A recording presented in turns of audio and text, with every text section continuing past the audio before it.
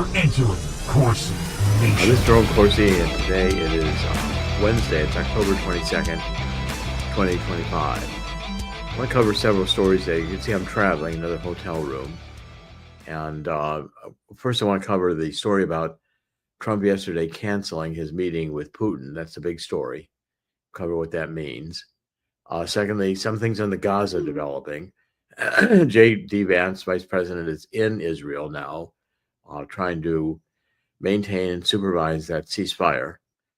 We'll do a few things about Portland, Oregon, which is again in disarray, and the National Guard is now allowed by a circuit court judge, I believe, to go into Oregon. Trump has won a victory there. And we'll cover a few things on the economy. So first of all, with regards to Trump saying he didn't want a wasted meeting after the plans with Putin talks were shelved. I mean, Putin is essentially saying that he thinks he can take as much territory as he wants, and he wants this whole Donbass region, which is largely Russian-speaking on the eastern part of the province and the eastern part of Ukraine. And, of course, Zelensky doesn't want to give up any more territory, and they are saying they want to fight. Zelensky wants Tomahawk missiles in order to strike deep into Russia. And so you've got in the background General Kellogg making the argument that Russia will only come to the table when we inflict harm on them. The problem is we have Tomahawk missiles. We've escalated the war. And like Medvedev has warned, every time we do this, we risk nuclear war. And is it worth it over Ukraine? Again, this is the problem with these regional or local conflicts. And even though it involves Russia, which is a major power, we've done nothing but demonize Russia with the last 20 or 25 years, maybe since the Berlin Wall fell, because the Democrats used to love Russia when it was communist, back to 1917. But when Russia, after the fall of the wall, renounced communism, the Democrats turned against Russia. The Democrat Party is now not only a socialist and a communist party, but it's anarchist, anti-American, treasonous party. And I don't know why it has any legitimate justification to exist. At any rate, Trump is going to be in a dilemma here, because if he doesn't understand and doesn't want to concede that we're not going to get the territory back from Russia without a nuclear war, there is no solution to this war except to stop funding Zelensky and to say, okay, enough. Russia's won. And Russia gets to keep the territory. That's what Trump initially came in saying. Okay, so Trump's advisors are, say it's like Munich in 1938. You have to. Trump's an aggressor. Well, this is the story that's been developing. I mean, Putin's an aggressor. So what you have to. The story has been developing this narrative about Putin being an aggressor and Putin being a mad dictator and all the rest of it for a long time. And as we've seen. And the whole story of Ukraine goes back to the Democrats, who were determined to push NATO to the border of Russia, even though that's provocative to Russia. We did not like having nuclear weapons in Cuba in 1962, and Russia doesn't like having the United States military on its border with the CIA on Ukraine. And so there are spheres of influence for these national powers. And Russia is legitimately claiming that Eastern Europe is a sphere of influence, and NATO should not be encroaching into countries like Ukraine. Now, the geopolitics, I think, is going to win here, and Trump is going to understand eventually that the only way he's going to get peace in Ukraine is to stop funding Zelensky, because Zelensky is a criminal. These people have fraud in their hearts. They have the ability to do money laundering on a massive scale. The CIA is doing money laundering with them. The CIA likes to have the war going because it's disruptive, and the CIA has been a globalist organization since John Foster Dulles was Secretary of State, and Allen Dulles, under Eisenhower, headed the CIA. If we stop funding Zelensky and we stop funding NATO to give him weapons, the war will end. And Putin will take the territory he wants. But Putin, I don't think, is going to go in and take Kiev. I don't think Putin wants to manage the western part of Ukraine, which is largely supportive of Germany and is even neo-Nazi to this day. That's the reality in Ukraine, and the American people are not being told the true, legitimate narrative. So right now, Trump is halting the talks. Doesn't want to go through another talks like they did in Alaska, where they don't achieve anything, and he's not going to talk Putin out of going to get the remaining of the territory in Donbass. If that's not conceded to Putin, there is no agreement. And it's because Putin knows we're really if Putin's willing to go to war with the United States, even nuclear war, and I think Putin realizes that he has some weapon superiority right now with energy weapons and other weapons that have been demonstrated on the battlefield already in a limited capacity, but we don't have comparables. And so therefore, certainly it's not been made public we've got comparables, and is it really worth testing that out? Where billions of people can die in a thermonuclear war. And again, the mad globalists would be happy to go on with Russia and have a thermonuclear war. And Russia, if they think they can win, is going to be pushed increasingly by the militarists within the Putin camp to say he can't bow down to Donald Trump. He's going to have to push to get his objectives achieved in Ukraine on the battlefield. So we're still in a stalemate in this war, but if we do supply Tomahawk missiles, the war is going to escalate again back to where we had attack of missiles under Biden that were being launched into Ukraine by U.S. forces. We can't simply allow this to happen. Okay, so that's story number one today. Now, story number two, in Gaza, we got J.D. Vance touring Israel.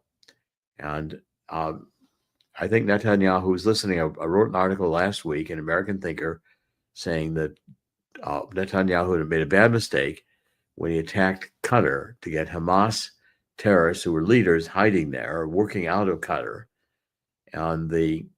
without notifying the White House and getting approval before the attack went on. And we've had comments even from Kushner that Netanyahu is getting more difficult to work with. Well, I think that was listened to because when we had the Hamas in the streets again with weapons, killing people, killing their enemies, trying to gain power, you saw that Trump and Netanyahu talked. Netanyahu talked with both Kushner and Witkoff and got a go-ahead to do a limited resumption of airstrikes within Gaza. But it stopped right away. So in other words, Trump is really in charge. Trump's in charge here, and Trump's in charge with what happens in Ukraine. And I think Trump is going to have to understand that now Zelensky is the one who is not going to want to settle because there's still so much money coming in. It's so much graft. Zelensky, I'm sure, has gotten incredibly wealthy, raking off his share. And the CIA and the oligarchs don't want that money laundering to stop. If we take a look at also Venezuela, I think that we're preparing now for a military strike on Venezuela. Because Trump is tired of Maduro. He's tired of the Venezuelan importing drugs on these boats. He's tired of the Venezuelan gangs in the United States. And we have had a massive amount of gangs coming in from there and also from El Salvador and other countries south of the border.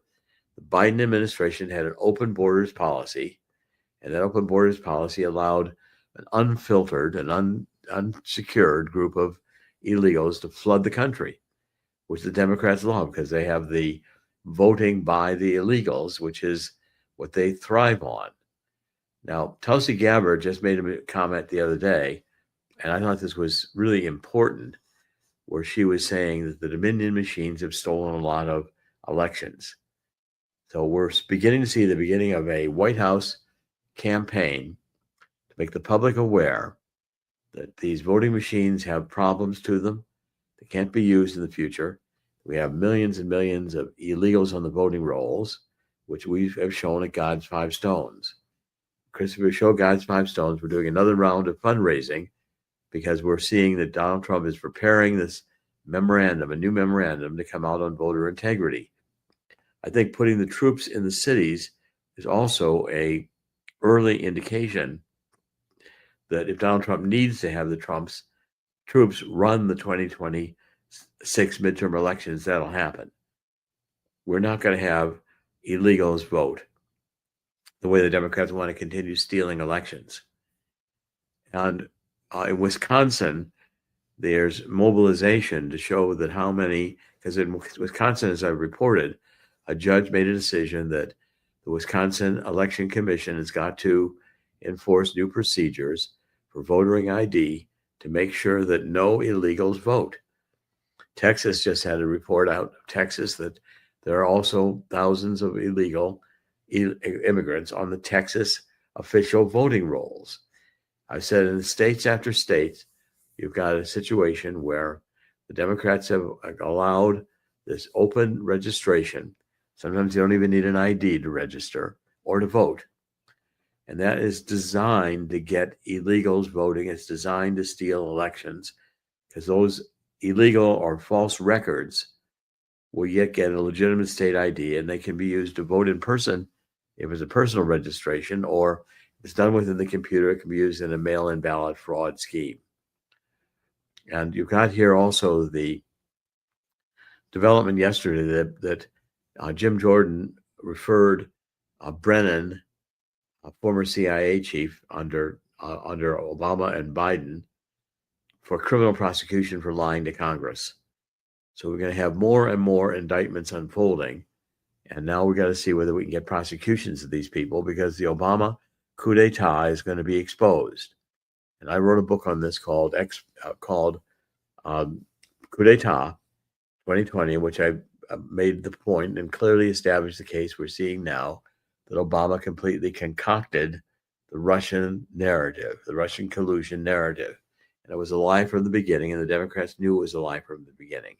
Chris is showing you the coup d'etat. And that book, I think, is going to be increasingly read as we get into more and more indictments, which are going to come down as the Obama and Biden regimes get examined for treason. And I'm not sure that they'll escape being indicted, because Donald Trump is determined to get justice here, and the Democrats call it revenge. Now, Chris, there's a good video of Portland, Oregon last night. And let's see if I can find it again. But here we go. Portland. Here we go. It's an X. I'm going to put it here, and I want you to play this, and then come on and we'll comment on it for a minute. Getting close to wrapping up today. I've got a very tight schedule today. But here, I'm putting it here in the chat, and we can pick this video up. There, it's in chat.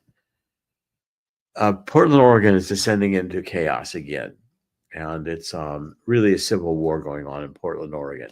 I used to live in Portland, Oregon. It was a beautiful little city, but it was very, very radical. It was out of the way, and a lot of hippies and yippies and whatever you want to call them, the woke generation started hanging out there and taking over and doing bizarre television shows about their wokeness. Let's play this video here and get a good idea of what's going on. Yeah, we'll get to that one second here. Portland, Oregon, last night you see the police, the munitions, in front of the ICE building, every night going on like this in Portland, Oregon.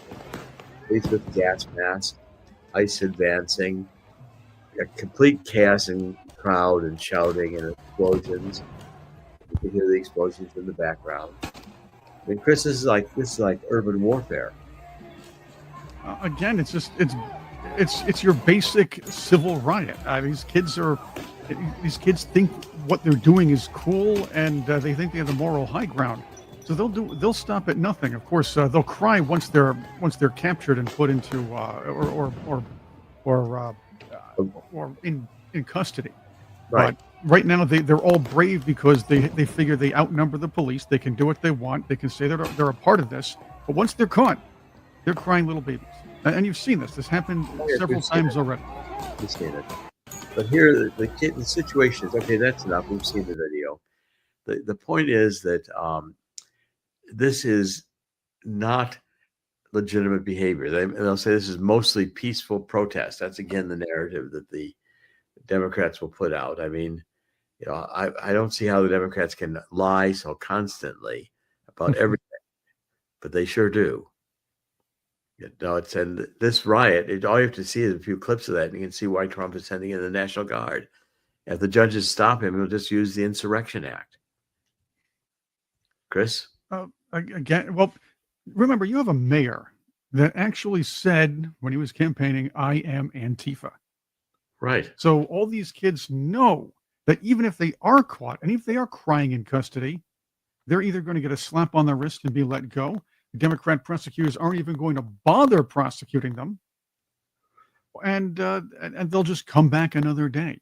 So they all know the story. They all know that the government's in their back pocket, and they all know the media is as well. So why not do it? They're not doing anything else. What, you think they're going to miss work the next day? I don't think so. Right. I think they're working at all. Right. All right. Well, we've seen this all over the country, and I think now Trump is getting a hold of it, and it's going to take some more time. The shutdown is now going into a critical phase where people are not going to be paid to work in the federal government. And so the Democrats, I think, are losing the shutdown, and they're finally realizing they're losing the shutdown. The Democrats are realizing that their hatred of Trump is not shared by the country. It's shared by a radical minority. But the country is solidly behind Trump right now, wanting law and wanting order, wanting economic activity, wanting peace. And Trump is working to secure that. So the outside forces that want evil, destruction, chaos, etc., are not winning. Gold, by the way, today is still at over $4,000 an ounce. It dropped a bit over the last couple of days, but it's still holding over $4,000 an ounce. And in conclusion, I want everybody to take a look at this Walking Liberty $50 offer on CorsiNation.com with Swiss America. I'm going to give you the 800 number to call and get this free book. The book is How Coming Global Crash Will Create an Historic Gold Rush. And I'll give you that number in just a second, but there's the book. Chris is showing it to you now. You get a copy of that free. Understand what's going on and get in on the gold rush. Silver is only $50 an ounce. That's one cheaper way to get precious metals. 800 numbers 800-519-6268. Write it down, 1-800-519-6268. Get a copy of that book. It's well worth it. It's free. Talk to Swiss America. It's consultative selling. They won't be pressuring you. Okay, in conclusion of this, Dr. Jerome Corsi. Thank you for joining us on CorsiNation.com. The end God always wins. God's going to win here too. And join me in the spirit of 2 Chronicles 7:14. Let's get down on our knees and ask God to forgive us for letting the world get to this chaotic place. God will hear our prayer and heal our land if we do this in sufficient numbers. Thank you. We'll be back tomorrow. God bless.